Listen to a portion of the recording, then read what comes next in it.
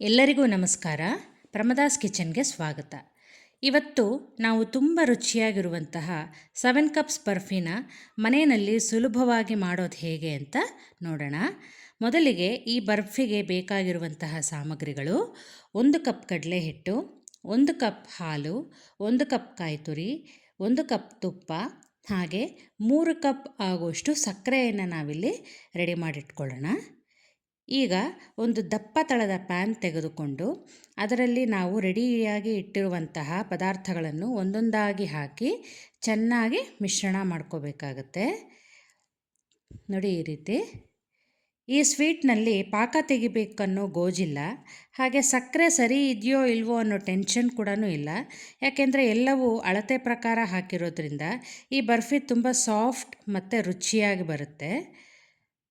ನೋಡಿ, ಈಗ ತುಪ್ಪನ ಅರ್ಧ ಹಾಕ್ಕೊಂಡಿದ್ದೀವಿ, ಮಿಕ್ಕಿದ್ದನ್ನು ಆಮೇಲೆ ಹಾಕ್ಕೊಳ್ಳೋಣ. ನೋಡಿ, ಈ ರೀತಿ ಚೆನ್ನಾಗಿ ಮಿಕ್ಸ್ ಮಾಡ್ಕೋಬೇಕಾಗತ್ತೆ. ಕಡಲೆ ಹಿಟ್ಟನ್ನು ನಾವು ಹಸಿಯಾಗಿಯೇ ಹಾಕಬಹುದು. ಬರ್ಫಿ ಕಾಯಿಸ್ತಾ ಹೋದಾಗೆಲ್ಲ ಅದು ಫ್ರೈ ಆಗ್ತಾ ಹೋಗುತ್ತೆ. ನಮಗೆ ಆಗ ಆ ಕಡಲೆ ಹಿಟ್ಟಿಂದು ಹಸಿ ವಾಸನೆ ಅನ್ನೋದು ಬರೋದಿಲ್ಲ. ನೋಡಿ, ಈ ರೀತಿ ಚೆನ್ನಾಗಿ ಫಸ್ಟ್ ಮಿಕ್ಸ್ ಮಾಡ್ಕೊಳ್ಳೋಣ. ಆಮೇಲೆ ಅದನ್ನು ಸ್ಟವ್ ಮೇಲಿಟ್ಟು ನಿಧಾನವಾಗಿ ಲೋ ಫ್ಲೇಮ್ನಲ್ಲಿ ನಾವಿದನ್ನು ಫ್ರೈ ಮಾಡ್ತಾ ಹೋಗೋಣ. ಲೋ ಫ್ಲೇಮ್ನಲ್ಲೇ ಇಟ್ಕೋಬೇಕು ಮತ್ತು ಕೈ ಆಡಿಸ್ತಾನೆ ಇರಬೇಕು, ಬಿಟ್ಟರೆ ತಳ ಸೀದೋಗುತ್ತೆ.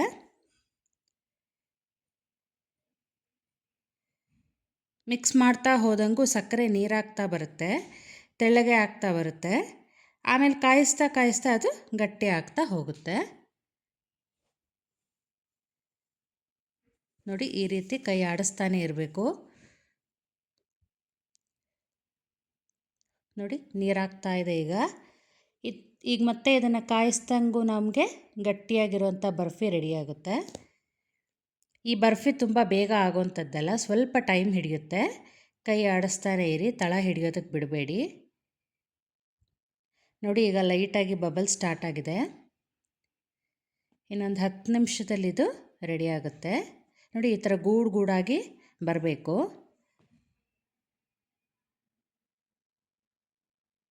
ನೋಡಿ, ಈ ಥರ ಕೈ ಆಡಿಸ್ತಾನೆ ಇರಬೇಕು. ನಿಧಾನ ಉರಿಯಲ್ಲೇ ಮಾಡ್ಕೋಬೇಕು ಇದನ್ನು.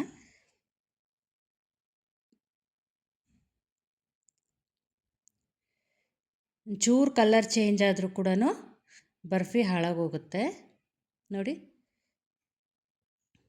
ಈ ರೀತಿ ತಳ ಬಿಡ್ತಾ ಇದೆ. ಈಗ ಇನ್ನೊಂದು 3-4 ನಿಮಿಷದಲ್ಲಿ ಇದು ರೆಡಿಯಾಗೋಗುತ್ತೆ. ನೋಡಿ, ಈ ರೀತಿ ಗೂಡಾಗಿ ಬರಬೇಕಿದು. ಈ ಥರ ಬಂದಿದೆ ಅಂದರೆ ಬರ್ಫಿ ರೆಡಿಯಾಗಿದೆ ಅಂತ. ಈಗ ನಾವು ಒಂದು ತಟ್ಟೆಗೆ ತುಪ್ಪ ಸವರಿ ರೆಡಿ ಮಾಡಿ ಇಟ್ಕೊಂಡಿರಬೇಕು.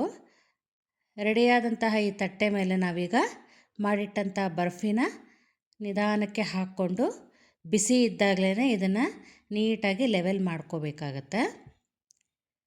ನೋಡಿ, ಈ ಥರ ಎಲ್ಲ ಹಾಕ್ಕೊಂಡು ಬಿಸಿ ಇರುತ್ತೆ, ನಿಧಾನವಾಗಿ ಮಾಡಬೇಕು.